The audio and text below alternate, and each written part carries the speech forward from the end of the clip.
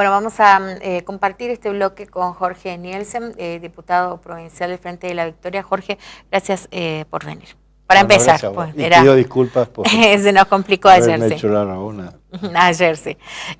Bueno, yo te tengo que decir también que cuando hace 10 años, un poquito más, creo que son 12 ya, le pusimos entre todos al programa, me dijo Jorge en su momento, acordate que yo tengo un problema con ese nombre, y sí, tenés razón, yo no sabía, pero ahora estamos más o menos ahí conversando. Bueno, Jorge, ¿cómo veo hoy por hoy la Argentina? Digo, esta visión siempre... siempre te caracterizaste por definir cómo te parecía que estaba la economía y la sociedad. ¿Y hoy cómo nos ves? Bueno, digamos, muchos de los síntomas de la situación económico-social están a la vista, digamos. Sí. Hoy escuchaba, hace cosa de 15 o 20 días se había hecho una especie de relevamiento y se hablaban en la Ciudad Autónoma de Buenos Aires de 6.000 homeless, sin techo, digamos, sí, que duermen en la calle. Se alimentan de la caridad de la gente, básicamente. Ha crecido y ahora creo que iban a anunciar la nueva nivel de desocupación abierta que va a superar los 2 dígitos. Los salarios que no dejan de caer, las jubilaciones, básicamente el consumo.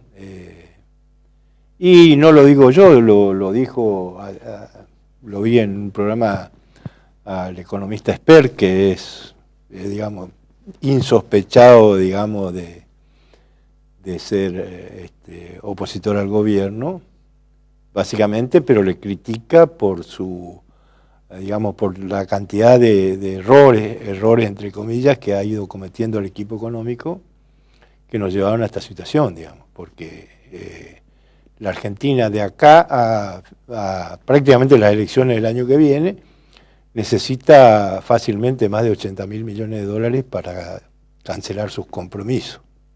¿Y sin contar, eso?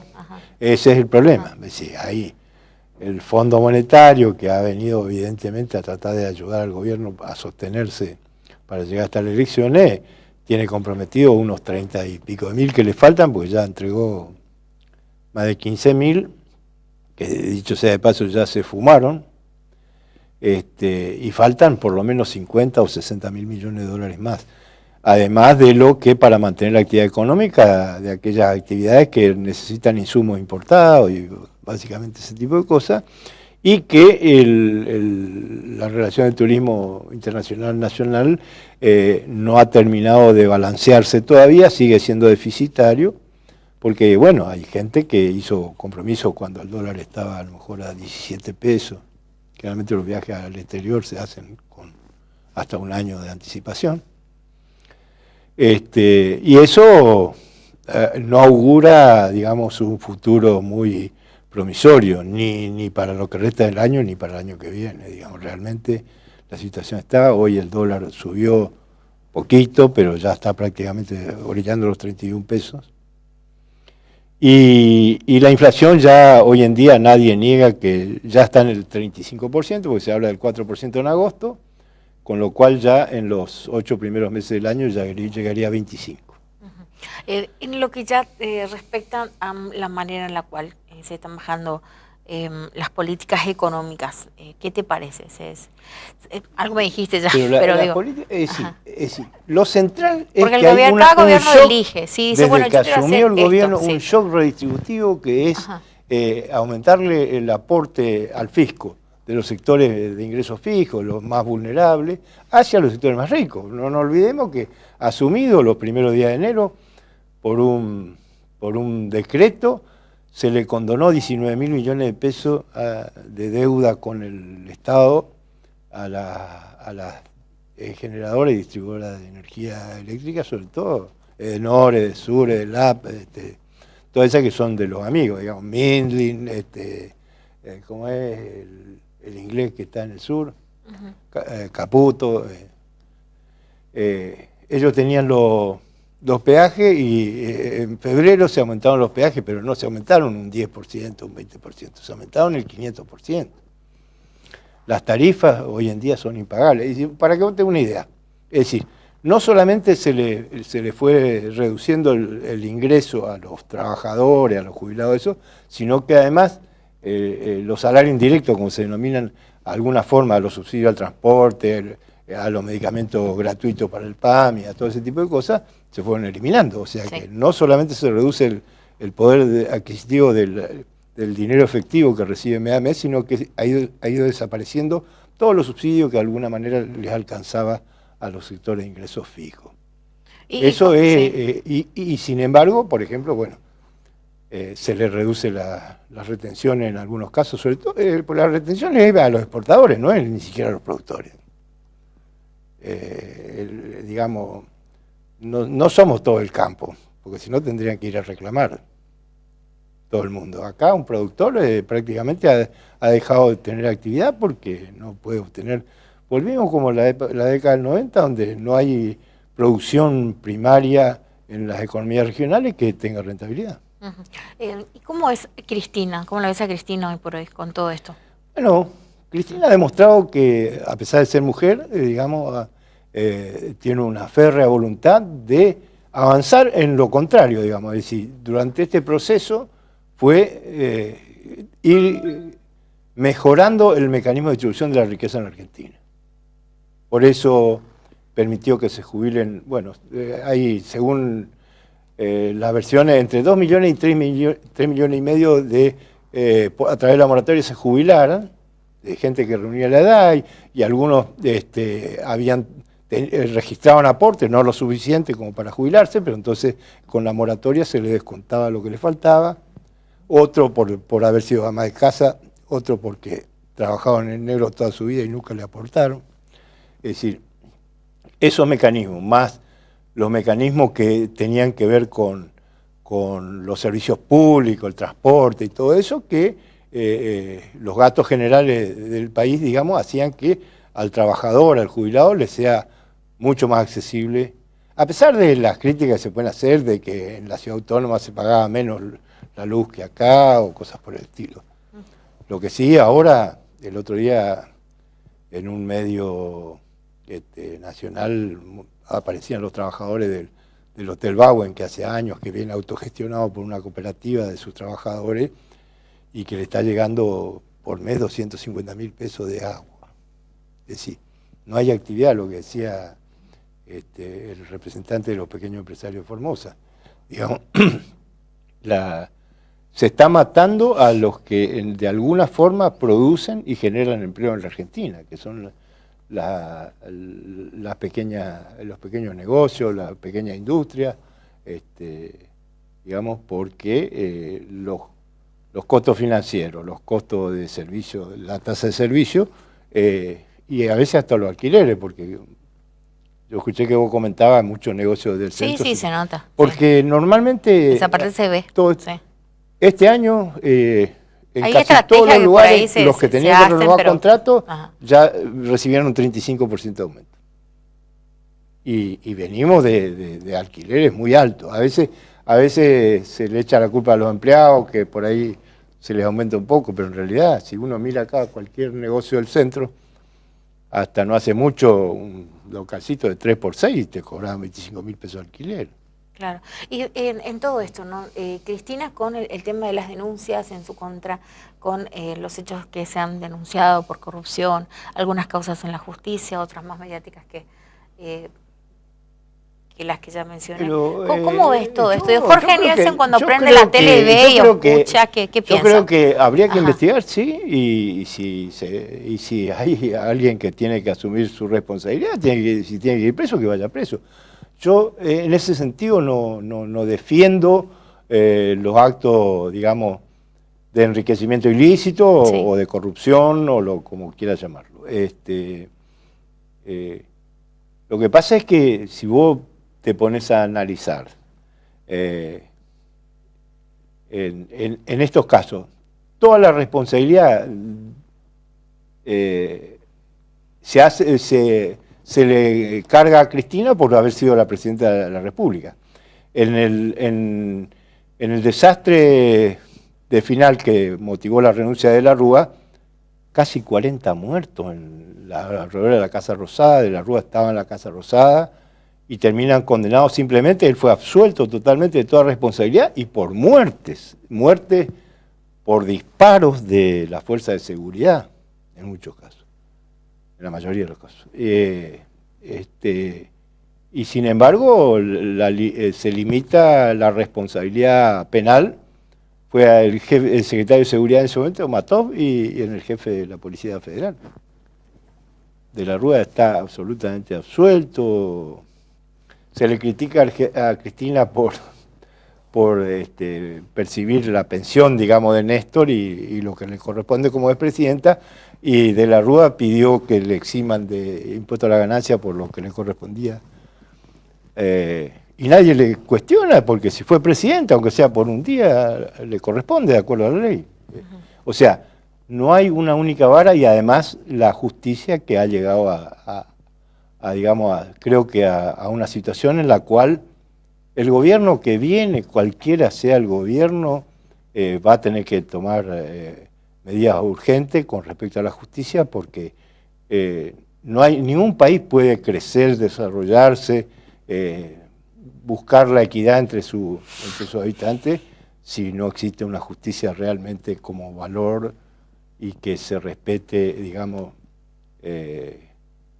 en principio, por lo menos, los derechos de todo el mundo. Ahora, hasta la Corte, ahora ya, porque hay cosas, pero en la Corte Argentina no hace mucho hubo 1 o 2 fallos que relativizan los derechos de los trabajadores, por ejemplo, a la indemnización o poner los límites, todo ese tipo de cosas, que evidentemente no son inadmisibles en un Estado de Derecho. Y Jorge, ¿cómo ves hoy por hoy el peronismo? ¿Tienen un solo conductor? ¿Están divididos? Digo, estoy hablando del Partido Justicialista Nacional, ¿no? Bueno, el peronismo, yo creo que básicamente la derrota ha impactado fuerte en distintos sectores. Es cierto que no todos, digamos, vieron de manera diferente la derrota. Algunos asumieron que tenían que ayudar al gobierno, y no me parece mal al principio, pensando que el gobierno siempre hay que darle la oportunidad de verlo caminar. Lo que pasa es que transcurridos 2 o 3 meses ya era todo. DNU para designar 2 jueces de la Corte. Cosa que solamente había hecho Mitre en los orígenes de la justicia en la Argentina. Bueno, la condonación de deuda de los amigos, que los amigos pueden apoderarse de todos los negocios más rentables, digamos, y en última instancia hacer todo lo posible para retrotraer la industrialización del país, que se había logrado, porque una cosa que nadie niega y nadie dice es que en los 12 años entre Néstor y Cristina el PBI industrial se duplicó. Y las exportaciones llegaron a más de 80.000 millones de dólares, cosa que antes no sucedía. Es cierto que había déficit fiscal muy inflado por este gobierno que empezó a hacer cuentas, y ahora solo el déficit fiscal primario, sin contar el cuasi fiscal, que son los intereses de la LEVAC, por ejemplo, que son, digamos, son monstruosos, es muy superior, y encima ahora quieren hacer pagar los platos rotos a las provincias. Y te pregunto, ¿no? Y a los municipios, por supuesto. Claro, a nivel, digo, de cómo ves políticamente hoy por hoy al PJ, ¿hay algunos que están divididos por Cristina, a favor o en contra, o te parece que es nada más una cuestión de una reconstrucción un poco más lenta de los tiempos que se están esperando? No, yo creo que hubo algunas reuniones importantes de distintos sectores. Es decir, yo creo que, digamos, el que no quiere volver aparentemente al peronismo, aparentemente quiere ser más como alternativa del PRO que el peronismo, es Sergio Massa. Pero después el resto, el propio, el ex gobernador de Córdoba, y incluso el triunvirato de la CGT, estuvieron reunidos hace muy poquito tiempo en el CFI con algunos gobernadores y con algunos de la dirigencia. En ese sentido, yo creo que el doctor Infran ha tenido un un papel protagónico, tanto en la reorganización del PJ del año pasado, como en general tratar de a los gobernadores buscar hacer de nuevo aquella, digamos, línea básica del peronismo para garantizar. Porque la reunificación del peronismo tiene que hacerse sobre la base de quienes manejan sus territorios, o sea que tienen consenso en los territorios. Sí. Ahí es donde por ahí algunos aparecen.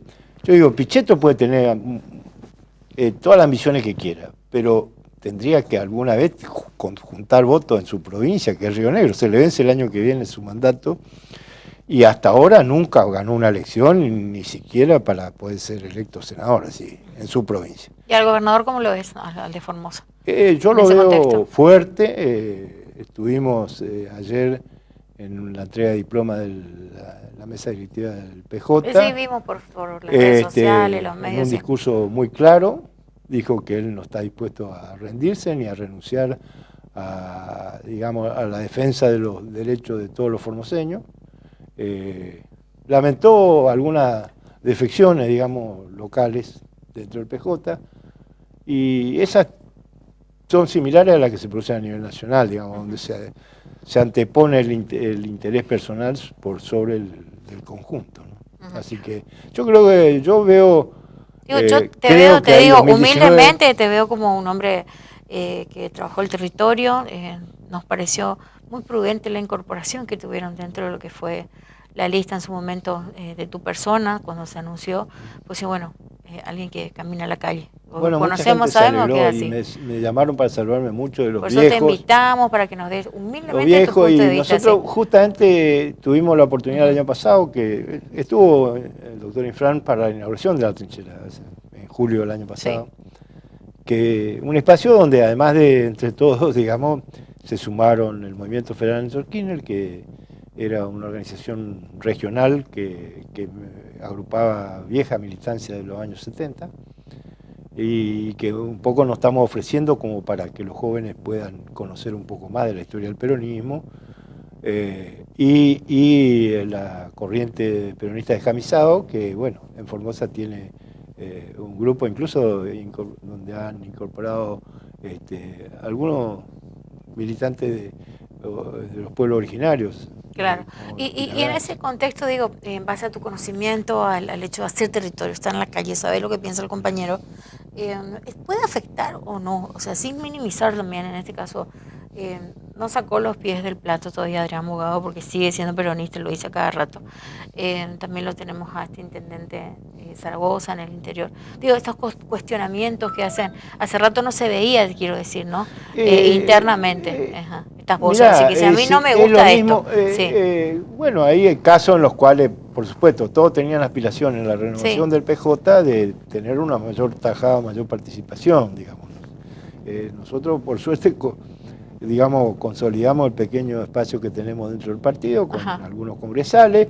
Lo único que tuvimos que hacer es reemplazar. En muchos lugares hubo mucha resistencia de hombres que tenían que ceder su lugar a las mujeres, pero eso, bueno, vos lo viste en toda la campaña por el aborto, digamos, donde las mujeres ahora protagonistas. No es fácil frenarlas, digamos, en su protagonismo. Así que me parece bien. El gobernador incluso estableció, porque en otras provincias, por ejemplo, el 50%, es decir, el primer 50% para el hombre y el segundo 50% para las mujeres, porque no es taxativo. Y acá es 1 y 1, digamos. Sí. Acá se respetó a rajatabla. Si el primero es un hombre, el segundo es una mujer, y así sucesivamente. Así que en todos los órganos partidarios, por lo menos. Sí. Y bueno, es una forma, porque además yo creo que el año que viene, como en el 52, digamos, el resultado electoral va a depender básicamente de las mujeres. De las mujeres. Bueno, este alejamiento, yo pregunto, te vuelvo a lo mismo, la astilla cuando es del palo parece que duele más, dicen, ¿no? Bueno, por sí, Bugado, porque es Viño un chico, de en cuando que es de una familia, digamos, yo siempre dije que Floro en estos 20 y pico de años fue el garante de la unidad del peronismo. Desgraciadamente no previeron que Floro falleciera, y bueno, y la herencia La herencia, la ley se establece los bienes, digamos, se distribuyen entre los herederos. Perón decía, nos dijo antes de morirse, que el único heredero era el pueblo. Bueno, y en este caso, digamos, como que se interpretó que el heredero tenía que ser Adrián y no sé, tendríamos que preguntarle al pueblo a qué opina, si realmente él es el heredero o es un militante más comprometido, claro, como todos, y a partir de ahí, porque yo creo que incluso su decisión no es oportuna, porque, digamos, hacer un acuerdo con el PRO en un momento, por más que él siga defendiendo